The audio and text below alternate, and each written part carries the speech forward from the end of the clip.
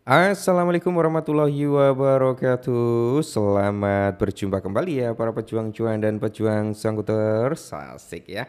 Gimana nih keadaan teman-teman semua? Semoga kalian dalam keadaan sehat semua ya, dan saya doakan buat kalian itu jadi orang sukses semua ya. Oke teman-teman ya, mengingat kinerja daripada sektor cryptocurrency. Cuman sebelum lanjut ya, alangkah baiknya lah jargon kita itu jangan dilupakan gitu ya. Secangkir kopi harus selalu ada buat menemani kesempatan kali ini. Nah, kali ini kan kita lihat bro, meskipun market cap-nya itu masih dominance, belum recover, masih di area 46, tapi harga dari beberapa altcoin udah mulai recover, termasuk ada Bitcoin juga masih naik turun sih sebenarnya ya. 108, 109 gitu kan. Nah, untuk indeksnya altcoin bisa kalian lihat sendiri nih, dia naik nih bro dari 19 ke 24. Jadi naik berapa poin? Sekitar 5 poin ya. Nice, kita lanjut bro. Untuk market cap juga naik ya, market cap juga naik. Semoga saja lekas ke area 3,4 sampai 3,5. Overallnya di sini untuk ETF net flow-nya turun 300 jutaan bro. Oke, ngeri ya. Untuk market cap, Bitcoin dominan di sini juga turun ya, yang awalnya di area 65 something gitu ya. Kali ini di area 64,5%. Makanya di sini altcoin ada napas, dikasih napas. Kenapa? Kenaikan Bitcoin diikuti dengan penurunannya Bitcoin dominance, makanya altcoin ada napas gitu ya. Oke, semoga saja Bitcoin dominan sampai turun di palung Mariana. Amin, semoga ya. Nah, kali ini kita ada sedikit informasi nih buat teman-teman semua para holder Cardano. Ini menarik nih bro. Kalian masih punya Cardano nggak? Harganya kan cenderung masih murah ya, masih murah, under $1. Semoga saja Cardano bisa kembali ke all time high lamanya. Kalaupun dia nggak bisa membuat ATH baru gitu ya, setidaknya dia bisa kembali atau mendekati di all time high lamanya, udah fix yang dapat under $1 senyum-senyum semua itu. Kita langsung bahas. Nah, jadi di sini bro, Cardano hingga di kuartal ketiga. Nah, kali ini kan kita memang udah berada di kuartal ketiga ya. Tren harga daripada si Cardano yang perlu diperhatikan hingga September 2025 ya kan. Berarti ini kan Juli, Agustus, September, di akhir kuartal 3 bro ya, di akhir kuartal 3. Nah, perlu kita perhatikan nih kuartal 3 akan ada apa aja gitu kan. Nah, Cardano adalah salah satu token mata uang kripto paling terkenal yang ada di dunia saat ini. Token tersebut saat ini diperdagangkan pada harga area 0,55, turun 1% dalam 24 jam terakhir. Cardano kini bergerak menuju spektrum baru yang lebih luas yang menargetkan apa? Level harga yang dapat membantu Cardano menarik momentum. Jadi harga yang besar dengan berakhirnya kuartal kedua resmi. Berikut ini adalah kinerja dan lonjakan Cardano mungkin di kuartal ketiga tahun 2025. Nah, menarik ya.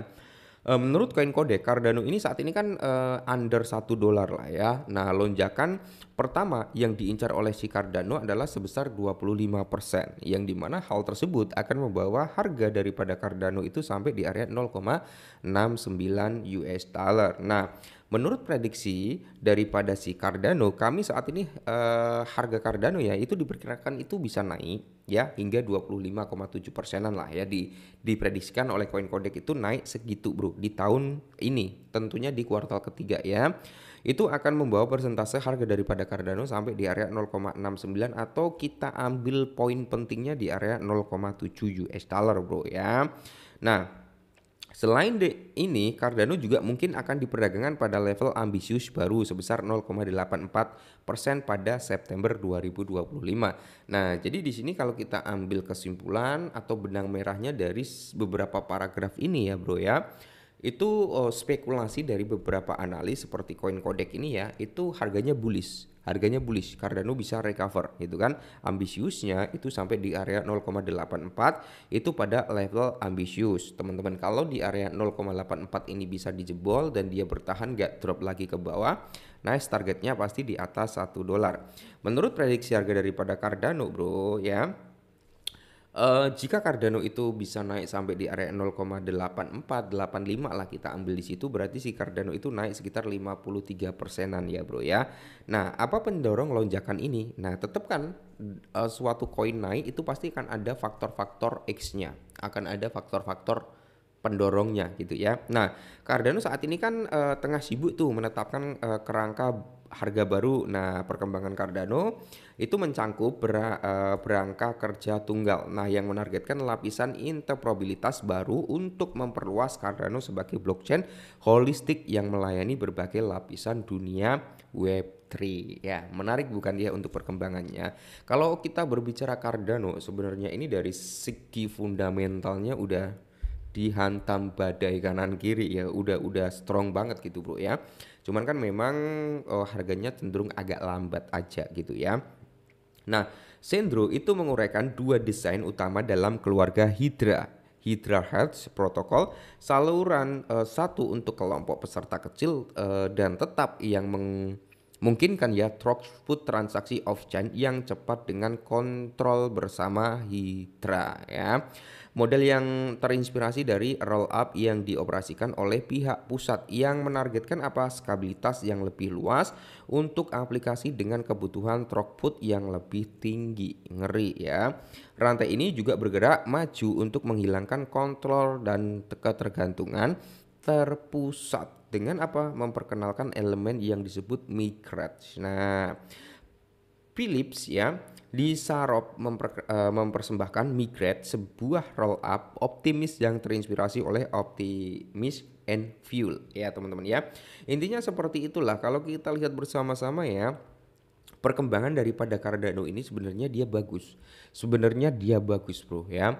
Dari hantaman-hantaman fooder ya, dari hantaman-hantaman bear market gitu bro ya. Secara overall Cardano masih bisa masuk dalam kategori 10 besar. Dia bisa mempertahankan range-nya di 10 besar ini suatu hal yang cukup bagus sebenarnya, yang cukup positif bagus. Cuman yang perlu kalian garis bawahi rata-rata kan orang yang terjun di dunia sektor kripto itu kan mau cari instan ya, mau cari instan, nggak mau melewati proses. Ya mereka berharap masuk malam hari ini bangun tidur jadi jutawan ya. Malam hari ini masuk $100, bangun tidur jadi berapa? $1.000 kan kayak gitu bro keinginannya. Saya juga berharap seperti itu. Tapi kan kita perlu yang namanya proses. Kita perlu yang namanya waktu juga ya. Jadi gini, anggap saja kalian naruh $10 di Cardano untuk tabungan masa depan. Ya dalam tanda kutip ya biarinlah ya mau naik mau turun.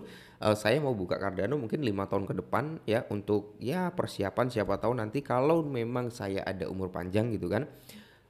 Tiba-tiba harga Cardano udah naik tinggi, ya nggak ada yang tahu. Oh tiba-tiba butuh anak sekolah nih dibuka, oh naik lumayan nih, ya bisa bayar sekolah dan sebagainya gitu bro ya. Bukan hanya di Cardano, secara overall altcoin lainnya bisa kalian mekanismenya sama seperti ini gitu ya.